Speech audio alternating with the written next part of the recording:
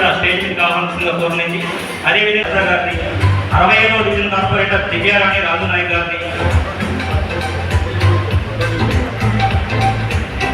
అదేవిధంగా పల్లె దయాకర్ గారిని, జౌడి రాజీవ్ గాంధీ గారిని, జి రాజిరెడ్డి గారిని కూడా స్టేజ్ మీదకి ఆహ్వానించిందిగా కోరనింది. ఇంటికి రావాల్సిందిగా కోరనిందండి.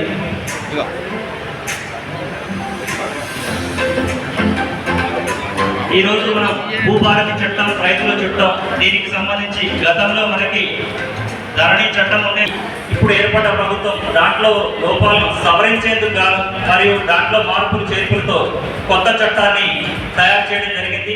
దీనికంటే ముందుగా కూడా మనకి దాని తర్వాత 1971లో రికార్డ్ ఆఫ్ రైట్స్ అంటే ROR చట్టం అనేది రాబడి 1989లో రూపొందించడం జరిగింది. ఆ చట్టము నియమముల ప్రకారం మనము 1989 నుంచి మనం పట్టేదారు పాస్ పుస్తకం మరియు 95 వరకు మరియు 2007, 8, 9లో మరియు 12, 13, 14లో కూడా LRP కార్యక్రమం పేరు కూడా సాదా బైనపదాలు కూడా పట్టదారు పాస్ పుస్తకాలు ఇవ్వడం జరిగింది. అయినప్పటికీ తర్వాత తెలంగాణ రాష్ట్ర ప్రభుత్వం మనకి భూభారతి చట్టాన్ని ప్రవేశపెట్టబడింది. ఆ భూభారతి చట్టం మనకి నవంబర్ 14 మనకి ఏప్రిల్ 14న మనం హైదరాబాద్లో లాంచ్ చేసుకుని ఉన్నాము. మన పాయింట్స్ సంబంధించి మన రమేష్ రాథోడ్ RDO గారు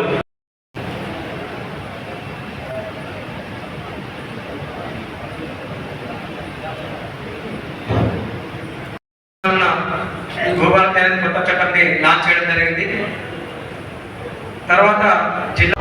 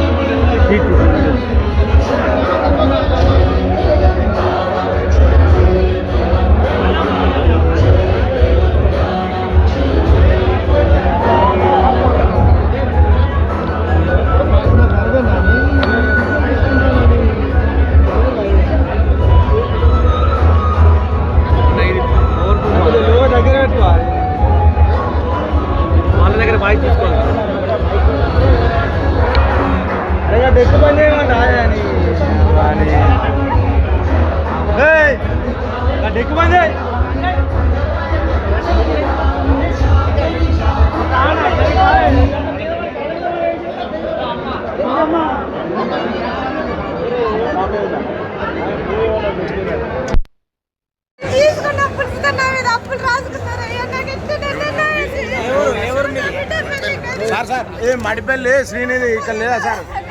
మహిళా క్యాంటీన్ సార్, మహిళా శక్తి క్యాంటీన్ ఓపెన్ చేయాలి. అలా డబ్బులు రత్తలేవు, వీళ్ళు పెట్టిన డబ్బులు కూడా రాలేదు. అయితే అంత అప్పు తీసుకున్నదని ఆ చెక్ అట్లా ఆగింది. అది మడిపల్లి విజయ్ని ఆ చెక్ రిలీజ్ చేయమంటే పాత అప్పులు ఉన్నాయని మన ఎవరు ఇప్పుడున్న ఆయన పేరేంటి ఏబిఎం ప్రభాకర్ చెప్పిండని మడిపల్లి విజయ్ దగ్గరనే ఉంది. విజయ్ కాంట్రాక్ట్ అని ఆయన పేరు మీద పెట్టి కాంట్రాక్ట్ కడితే మనం కలెక్టర్తో చెప్పి 4 లక్షలు 10,000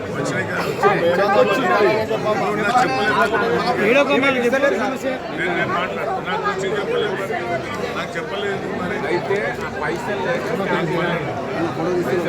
క్యాంటీన్ ఆగింది.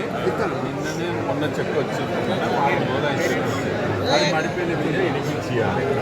ఇలా పాత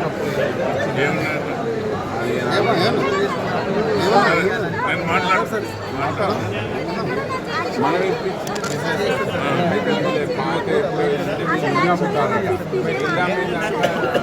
సంబంధం లేదని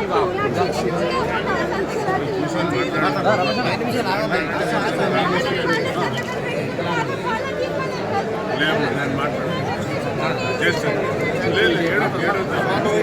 రేపైనా పోగాని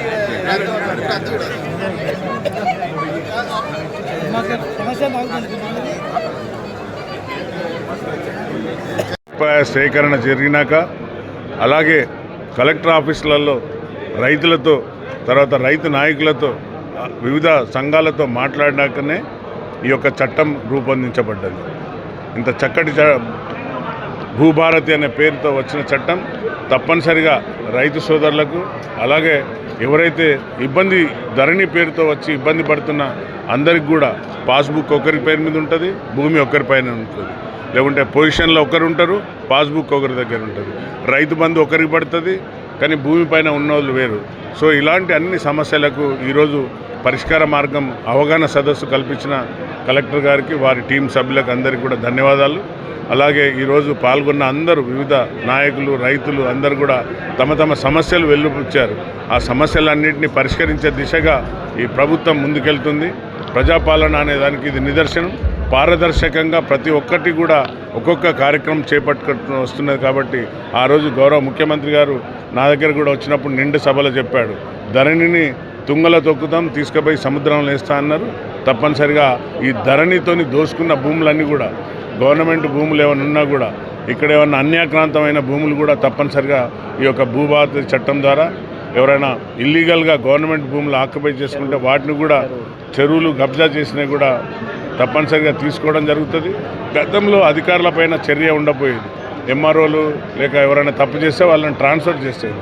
కానీ ఇప్పుడు వారిపైన కూడా క్రిమినల్ యాక్ట్ తీసుకునే విధంగా అందులో సెక్షన్స్ రూపొందించబడ్డాయి. కాబట్టి ఇప్పుడు అధికారులకు కూడా ఒక రకమైన భయంగా పనిచేస్తారని నేను భావిస్తున్నా. గతంలో మీ అందరికీ తెలుసు, నేను ఒక పోలీస్ అధికారిగా ఉంటుంది. ఎన్నో సమస్యలు వచ్చేది.